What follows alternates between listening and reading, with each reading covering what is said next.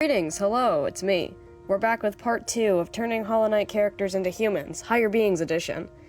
Except for Shadelord, but, you know, we might do that later.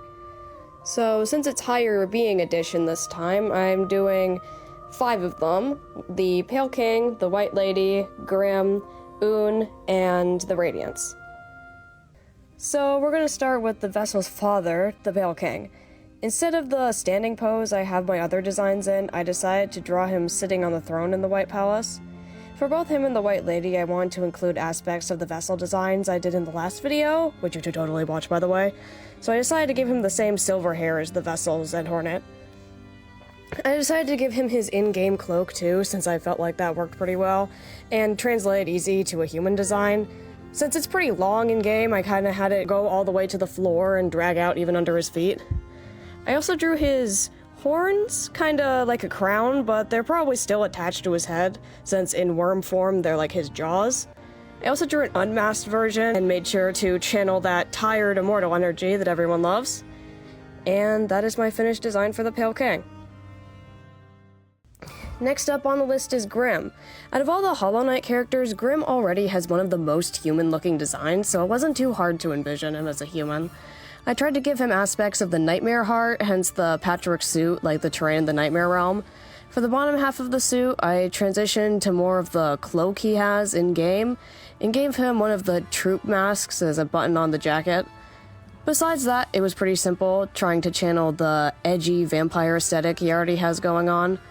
Instead of a full mask, I decided to give him a Phantom of the Opera-style half mask for a variety, and I don't know, it seemed to fit his fabulous circus personality.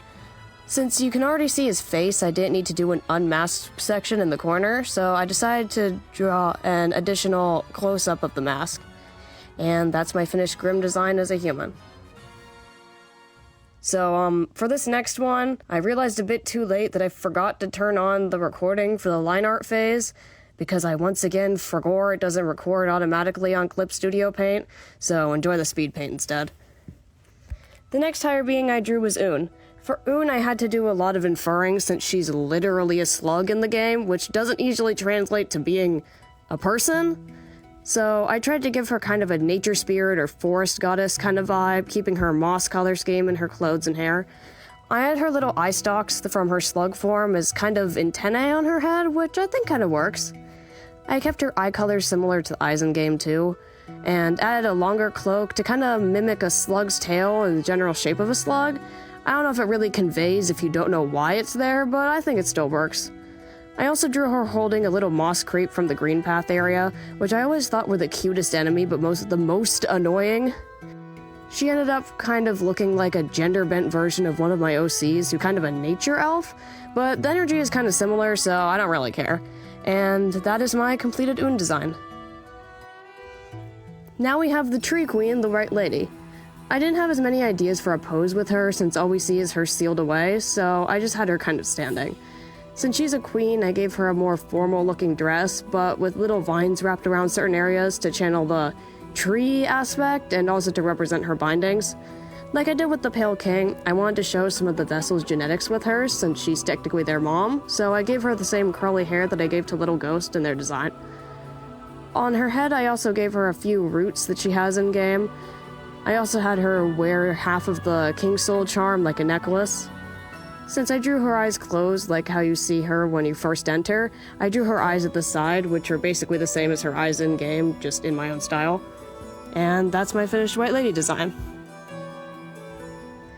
My last design for this video is the Radiance. I drew her kind of hovering over the ground since in-game she's always floating above you.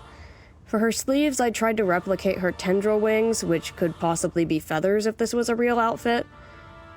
Otherwise, I kept her clothes pretty simple, with some patterns on her pants that I think are similar to the ones in-game. I also gave her curlier hair because moth, as well as a fur/feather collar, also because moth.